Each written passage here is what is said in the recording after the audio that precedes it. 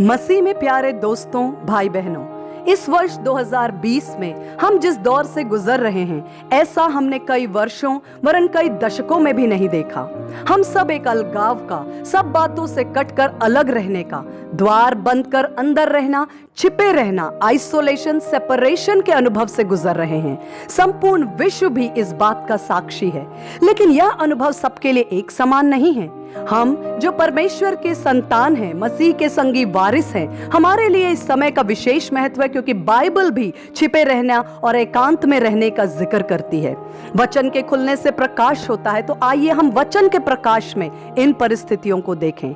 परमेश्वर ने अहाब राजा के सामने प्रकट होने से पहले एलिय्याह को करीत नाले के पास छिपने को कहा। उसी नाले का जल पीने की आज्ञा दी और कहा कि कौवा सुबह शाम उसे रोटी खिलाएगा। करीत नाले के पास क्यों?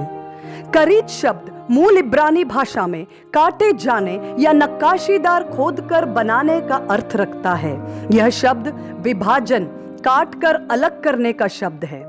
इस एकांत के छिपने के अनुभव में हम भी एलिय्याह की तरह कांटे छांटे जाते हैं, तराशे जाते हैं, ताकि दाऊद की तरह हम कह सकें, हे परमेश्वर, तूने मुझे जांच कर जान लिया है। मेरा उठना बैठना, विचारों और चाल चलन का भेद तू जानता है, ताकि हम उन कामों के लिए तैयार हो सकें जिन्हें परमेश्वर ने मसीह के जगत की उत्पत्ति से पहले से हमारे लिए ठहराए हैं।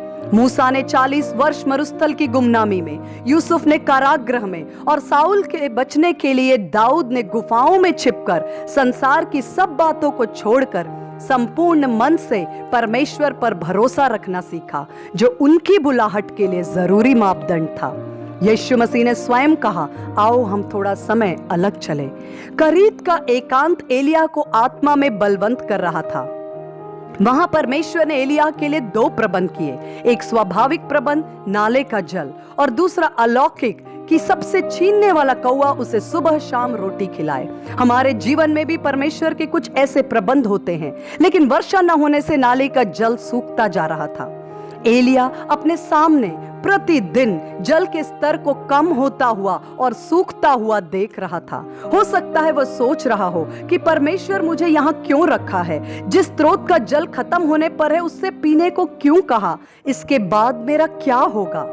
हम भी इस करीत के अनुभव में हो सकता है अपने सामने अपनी नौकरी, बिजनेस, अपने आय के स्रोतों और साधनों को धीरे धीरे सूखता हुआ और खत्म होता हुआ देखकर बेचैन हो रहे हों। लेकिन हमें भी एलिय्याह के समान सीखना होगा कि प्रबंध और साधन सूखकर खत्म हो सकते हैं, लेकिन परमेश्वर का प्रेम अनंत है और उसकी करुणा और विश्वास योग्यता सदा की है, और ठीक समय पर वह एक नया काम करेगा, नया मार्ग तैयार करेगा। नाले का जल सूखने से एलिय्याह मरा नहीं, उसकी सेवा और बुलाहट खत्म नहीं हुई, वरन एक बड़े सेवा की शुरुआत की तैयारी एलिय्याह के अंदर चल रही थी। करीत के नाले के पास संसार से अलग होकर एकांत में परमेश्वर की उपस्थिति में समय बिताकर एलिय्याह ने एक बड़ी भीड़ के सामने खड़े होने का साहस प्राप्त किया, जो भीड़ उसके और उसके विश्वास के विरोध में थी। उसका विश्वास और चरित्र इतना मजबूत हो रहा था कि उसने परमेश्वर की टूटी और गिराई हुई वेदी को फिर से स्थापित किया। मित्रों, हम नहीं जानते इस समय परमेश्वर हमें किन बातों के लिए तैयार कर रहे हैं, तराश रहे हैं, काट और छांट रहे हैं, लेकिन धीरज से पवित्र आत्मा को अपना काम करने दें, उसके सन्मुख ठहरे रहें। आप निश्चय जयवंत और फलवंत होंगे। आपकी मंजिल, आपकी डेस्टिनी आपका इंतजार कर रही है। आइए हम प्रार्थना करें। प्यारे पिता परमेश्वर, प्रभु यीशु के नाम से आपके पवित्र चरणों में आती हूँ। मैं धन्यवाद देती हूँ हर एक श्रोता के लिए।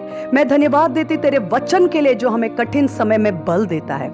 होने दीजिए परमेश्वर पिता, जिस कारण से, मकसद से आपने हमें इन परिस्थितियों में रखा है, उन कारणों को, उन बातों को, उन पर्पसेस को हमारे जीवनों में पूरा होने दीजिए। हम अपना जीवन आपके सामने समर्पित करते, अपने मन, विचार, आत्मा को आपके सामने रखते। आप हमें धोकर शुद्ध और पवित्र करें, तैयार करें, मजबूत करें, आत्मा में बलवंत करें, और उन कामों को जो आपने हमारे लिए तैयार किया है, उनको हमें करने का हियाव और अनुग्रह और बुद्धि दीजिए। हर एक सुनने वाले पर आपकी बड़ी आशीष हो, उनके परिवारों में तेरी आशीष हो। हर एक बात के लिए धन्यवाद करते हुए विनती खुदावन यीशु मसीह के नाम से मांगती हूँ, आमीन।